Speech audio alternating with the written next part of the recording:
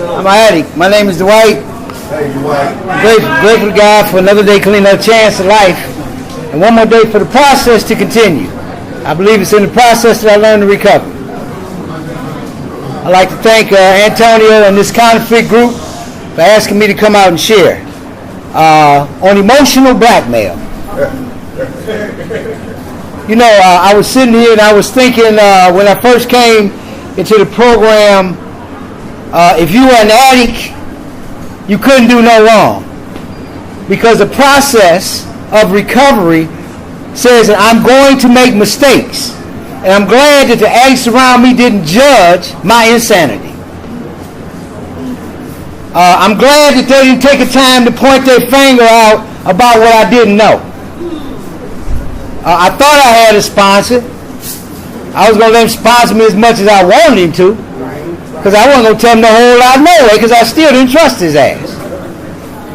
And I had to keep coming here long enough to get enough pain to find out that I really needed to work the program. I identified Virginia with 15 years wanting to blow your fucking brains out around here. Because that bullshit stopped working after a while. I also identified with if you ain't helping somebody, who's going to help you when your turn comes? If you're constantly judging people by their character, what's your character? You know, I had to look at all that, but this comes out of the fourth step, emotional blackmail. So I did some writing too. Somebody told me I did some writing too. I don't know everything, but it's always good to be updated. Anyway, it says emotional blackmail typically involves two people who have established a close personal or intimate relationship. A daughter, mother-daughter, husband, wife, sister, two close friends, children too, who employ special pleading to an emotional blackmail to promote their own interests and self-development within the family system. It goes on to say that emotional blackmailers use fear, obligation, and guilt in their relationships. It says that ensuring that others feel afraid to cross them. So I'm going to do what you say do because I'm scared you're not going to be with me and support me in my new way of thinking. And so when that begins to happen, the fear that I'm supposed to surrender, I hold on to. So now I'm trying to predict and judge and control what's happening in my life. It further says to obligate to give them their way and swamped by guilt if they resist. So in other words, you want to do something, but the other person don't want you to do it. Like you want to go to a meeting, and you say, well, I can't go to the meeting because I'm romantically involved in this person and my recovery is no longer personal.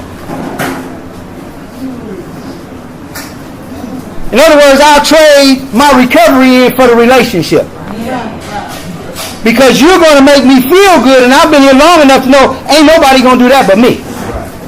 And God of my understanding. And y'all with y'all's help. It goes on to say, knowing that someone close to them wants love. So I'm going to take the fact that you love me and use it against your ass. I'm going to make you surrender to the fact that you love me, and I'll think about you. But how about I never looked at me, so I don't know me, and every time you tell me you love me, I shut down. I shut down emotionally so I can't feel you. I don't want to hear you.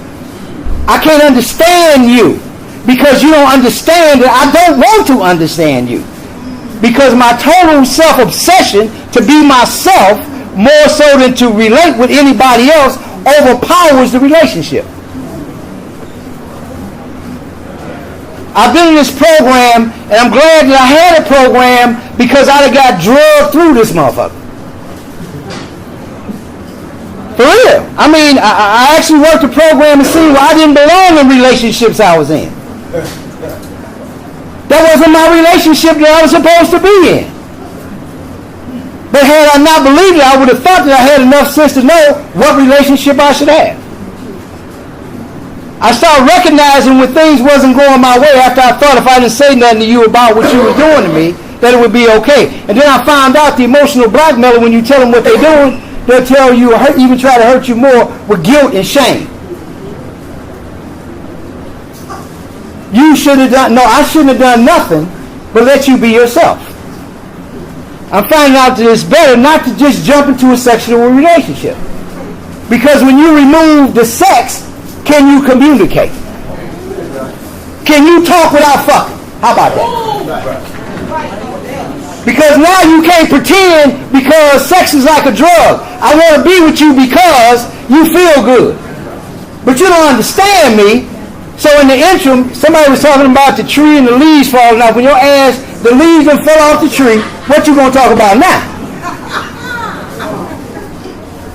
Do you have something that has substance, or you just have something that you're going to use because people that use people use more people to use people? It said, our message is that an addict, any addict, can lose the desire to use drugs and lose the desire to use. And I know today what that using is the disease of addiction. I have to define the desire not to use the disease of addiction. Now if you think that's some easy shit, just keep coming. They're going to talk about you because you did use the disease, and when it got so painful you couldn't use it no more, now you don't want to come to, Virginia damn near shared my story. Not wanting to come to the meetings. I'm grateful that I had enough sponsees. I couldn't even cut my hair. My sponsee said, we're cutting your hair today. Come on, go with us. So I don't want to go. Come on, we need to go. If you don't want to go. Shit. If you ain't helping somebody, when your turn comes, who's going to help you? And I'm grateful that I never put a condition on what y'all need to do around here. When I came here, you could do what you had to do to recover. You're right. We all went to the meetings. We held hands. We talked on. We did all that. And really, I remember staying up. We talked to an addict, a newcomer, from when the 2 o'clock meeting was over in the morning. We stayed to 7 o'clock with coffee, playing cards, talking about how the program worked. We didn't know how the fucking program worked, but we were just talking about it.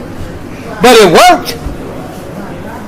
And then I forgot. I got so smart, I thought I knew how the program worked.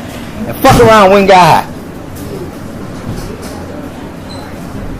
And it was real hard coming back after you shared all that powerful shit. Let me tell you how important clean time is. Clean time is so important that a motherfucker lie about it. A counterfeit recovering addict will tell you they got clean time and don't even know what the literature say. Ask some of them motherfuckers. They counterfeit. You be saying, what's the program about? And they'll say, what you talking about? They'll talk about, I was at a meeting the other day and the addict was sharing all about God, and they said, why God give you the book if you just need God? What the fuck is that about? Well, all you need is, I say, hold it. If I read the book, I begin to understand what I'm tormented with, myself, my denial, my unwillingness to look at me and start judging other people. They said we don't judge nobody here for no reason. Nor do we preach for no reason. So I mean, the literature stands up for itself. All I need to do is tell the truth. It goes on to say that we're still talking about the blackmailer now, because sometimes people blackmail you with their clean time. You feel intimidated. You can't speak to them. You can't challenge them on the literature. I came and challenged them on the literature. And then I found out that some didn't know it. All right, what the? I was a newcomer, so I need help with the literature. And they said, well, what that got to do with just keep coming and don't use no dope. I said, I want some answers. But how can you give what you ain't got? So I went home and read my own book. Thank you, brother. I remember coming in and really we started, y'all talking about water, we had meetings where, another meeting on Puritan where they didn't have nothing in the room. It wasn't even a furnace in there. They had electric heaters and the floor was wet from the snow. Oh, yeah. And we still came in, walked in the water, set up, because we didn't want to go to the dope house, no matter what. This is about no matter what. Don't go to the dope house. There was another meeting that happened in your and your sponsor, God bless her heart, we was at the Mac Center, and this is a big meeting, and the meeting shut down, and something happened, and shut the meeting down. She said, we need a place to meet. And I said, y'all go to my house. She told everybody to come to my house. Do you think the addicts didn't show up? Because any addict that don't want to use will not use. The only way you can use is decide that you're going to use. But the disease of addiction is so cunning and baffling, it'll give you enough excuse if you don't have a program to use. The real blackmailer for me is the disease of addiction. I have to go in there. You know, it says approval and confirmation of identity and self-esteem. Blackmailers may threaten to withhold them and hold them or take them away altogether. So the things, if you promising me sex or you promise me, how about this piece? You meet a girl, and this is some experience I've seen. A girl promises you that she's getting ready to get a lawsuit. A lot of money. Right? So now, your insanity creeps in. Right? You understand that you're being blackmailed to be in her life. Because when the money comes, you ain't getting none. Come on. But if you go back to your addiction, you start thinking, oh, she got all of this stuff, and it's going to be ours. You forgot you was fucking with Addie? It's not going to be ours. The intent. And they say, you know, really something, and the emotional blackmail comes in on things that you're supposed to do. Like somebody could say, you know, why don't you wash the dishes? They need to be clean. That's a reasonable request. But if somebody says, if you don't wash the dishes, you won't eat tonight. Okay? That's all right. He probably eat for free anyway, shit. You gotta earn your keep. Like I said, some things you're supposed to do, but the intent of why you do it. Because a lot of times we'll say that, and it is a thing to do, but our intention is to make sure that we weaken you from being yourself. I came in here to learn how to work spiritual principles. When do I apply them? When necessary. I haven't figured this out. And my sponsor told me I never will, so keep coming. The more you learn, the more guilty you feel about what you know. That you can't do. And then you think you messed up. But the point is, if you keep trying, if you keep coming back to that issue, eventually it will pass. Instant gratification doesn't make me... Instant gratification a lot of times doesn't give me the experience that I need. The person who is acting in a controlling way often wants something from the other person that is legitimate to want. They want to feel loved, safe, valuable, appreciated, and supported and needed. So sometimes that's the game. I come around you, I make you feel that way. Even this is man or woman. This ain't no woman-man conversation. You find somebody that makes you feel like that. But they're not really up for that because emotionally they can't touch that, because really it says until you work the fourth step, how do you know you anyway? Right. So actually what we're talking about here is working the fourth step. Writing down what's going on. How do you treat your friends? Because the same way you treat your friend. You ever talk to somebody and you knew them for a whole year but you don't know nothing about them? You don't know shit about them, but y'all don't get married.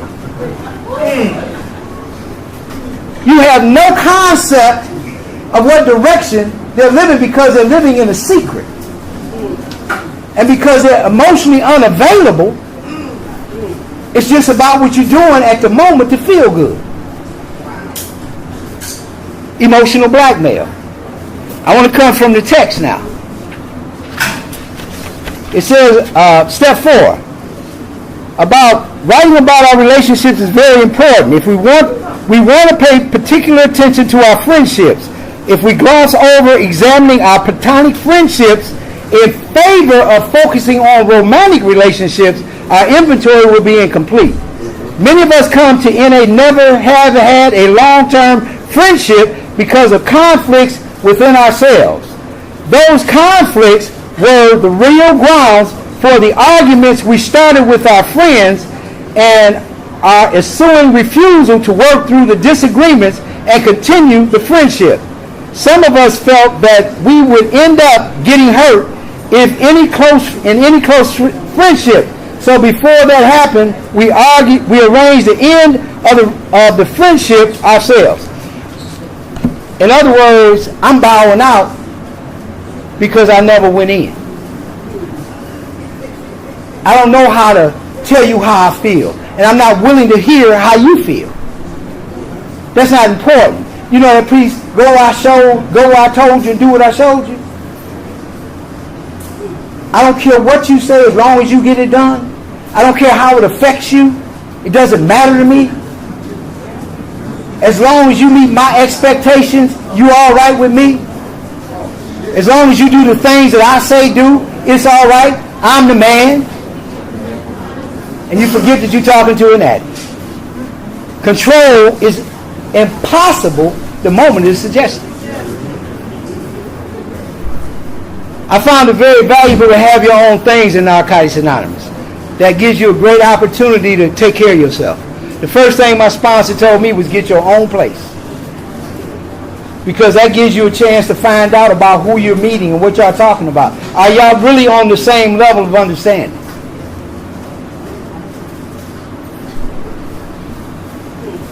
It says some of us felt, it says we arrange the ends of the relationship ourselves. We may fear intimacy to such a degree that we never reveal anything about ourselves to our friends. We may have induced guilt in our friends to assure their loyalty and to indulge in other forms of emotional blackmail. In other words, you like me, but you got to prove some things to me for you to get in the clique. For you to be a part of our group, you got to be, and when you can just simply say, we don't think you're going to fit with us. I mean, I'm under no illusion that we all don't talk together, we all don't act together alike, we all aren't the same people. But the diversity of the group can help any addict that has a desire to stop using. In other words, I may not be able to help you, but I know two people over there that can. And that's important. That's important that I remember that.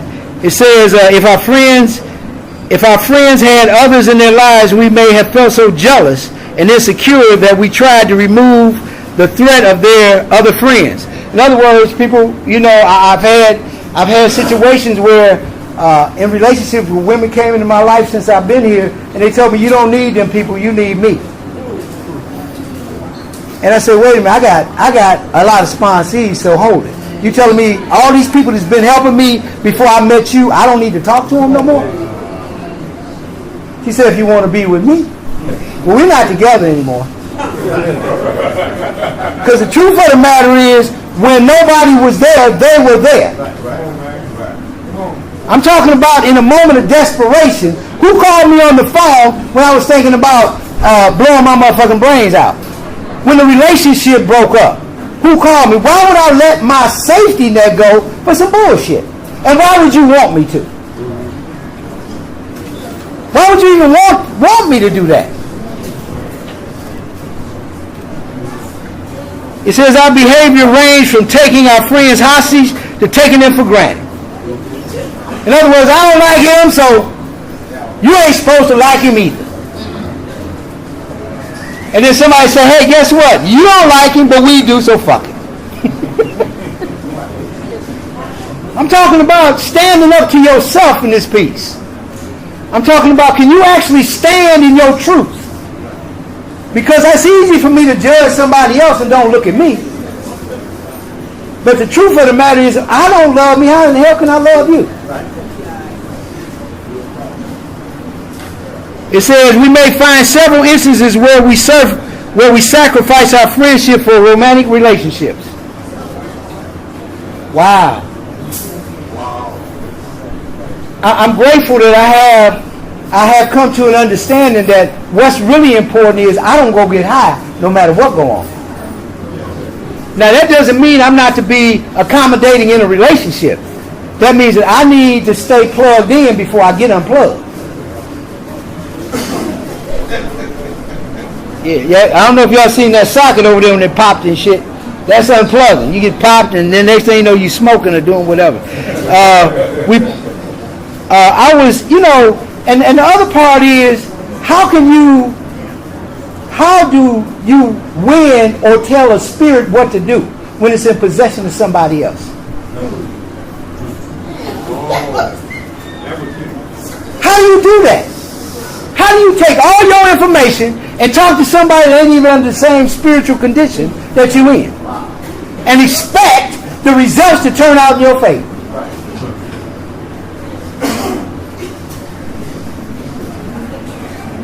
I have to be able to identify the conflict. In other words, maybe I need to go home and write about my relationship before I say I do, that I don't, that I thought I did. Because when it's all said and done, the money ain't going to keep you happy. The money's going to make you a hostage to it. It's not going to keep you happy. It'll make you feel good from time to time. But how about when you have to go and look in the mirror and tell yourself, I ain't shit all over again? Or you start looking at other people because you're really not interested in the person you're with. But you're acting like it, don't care if you hurt them or not. Well, I don't know. I've been here long enough not to want to see anybody hurt no more. I can't stop it if you hurt me, but I'd rather bow out than jump in something that ain't going to do me no good. That doesn't make a whole lot of sense to me today. It made a whole lot of sense when I came in, because all I had was nothing. And anything above nothing is something. That's why we don't judge the newcomer. Because you got to do something long enough to know that you don't need to be doing it, even in service work. If when I got upset with the area in my area with service work, I joined the committee. I stopped talking about people and joined the committee. And when I joined the committee quit. Because I read the book. And I said, y'all ain't doing what the book said. And then I found out I was outnumbered. But I still read the book. And after a while, the power that it is, yeah.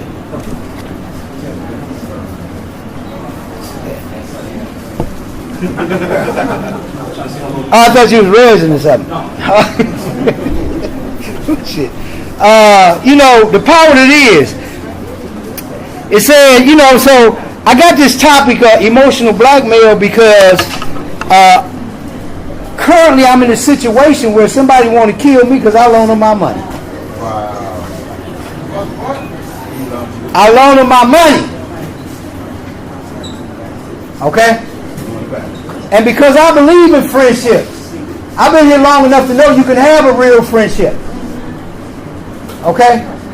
And so when I said, you need to pay me my money, you promised me you pay me, and they said, I'll pay you when I ain't got it, and I'll pay you whenever. Now, I don't take that very well. You're going to pay me whenever? Tell me when you're going to pay me, so at least I can adjust. So then they paid me like a cow sitting in the middle of the road. And I was like, okay. So then they had emergency. See, for my friends, and I know if you're my friend or not before, I think I do, but I can still be bullwinkled, hoodwinked and tricked. You know what I'm saying? I ain't got that good where it can't happen to me. Anyway, what happened was I loaned them some money based on the fact that they would give me my money back. The truth of the matter is, when it came up, they didn't. So, I'm in the program and you ain't supposed to hurt nobody and all that, you know what I'm saying? Well, all that worked fine, but sometimes I get these glitches where the past come up in the present. Especially when I'm broke. And I'm thinking, who owed me some money now? And I can't. My list is very limited. So I said, hey, you know what? And I just called and said, I need for you. And they said, why are you calling me? And I said, I'm calling you because you owe me some money. They said, are you threatening me? I said, threatening you? I said, no. Why would I be threatening you? And they said, are you harassing me? I said, well, if asking you for my money is harassing you, then yes, I'm harassing you. Right? And so the family member sent me a text. Very respectful person, very responsible person. Right? It said, I don't understand how this got to this point, but I wish you stop harassing my folks. And before I could say anything, they called and they said, Mr. Dwight. And I said, wow, okay. And they said, I'll make sure you get your money. Because see, it's something about when I do things from my heart, it hurts me when it doesn't happen the way it should. It's not the point of the money, for real. It's the point of, why would you do that? And then I said, I was thinking I was going to hold off because I thought it was my friend. Then I said, my friend wouldn't do me like that. Not my friend. I can expect somebody else to do, but not my friend. And so I was blackmailed into thinking that you was my friend, because in the end, who you really are is who really shows up. And so I'm grateful that today I know, because if I stay focused and remember that if you work the program, that you can surrender anything. And after coming here today, the money, all that shit don't matter. Because you cannot stop what God got for me to have. I understand today, that it's real important that I remember that no matter what's going on, that I need to keep working on me. And the more I work on me, the less I have to work on you. I need to do a lot more work on myself, but I don't have to do it all today. You know what I'm saying? I'm grateful for that. I'm grateful for the people that support me in my recovery. And you know what? My haters list has gotten small. I got new haters now. The old ones like me. You know why? Because I don't care if they hate me. I don't hate me.